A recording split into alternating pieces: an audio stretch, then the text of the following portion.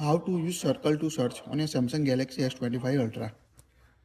You can use circle to search feature to quickly find the related product or image you want on your device. So let's see example. First of all, open the gallery on your Samsung device. Select the any photo or open any product you want to quickly find. Here we select this. Now tap any picture or product you want to quickly find. Now long press the home button on your S25 Ultra or any other Samsung S25 series. Long press, you can see launch the Google Assistant. Just circle or tap anywhere to find the related product. Now you can automatically find the related product at the bottom on your device. So you can quickly access it, any product or any image you find on your device. Just tap on it to quickly access like this, to quickly find the website or product related information.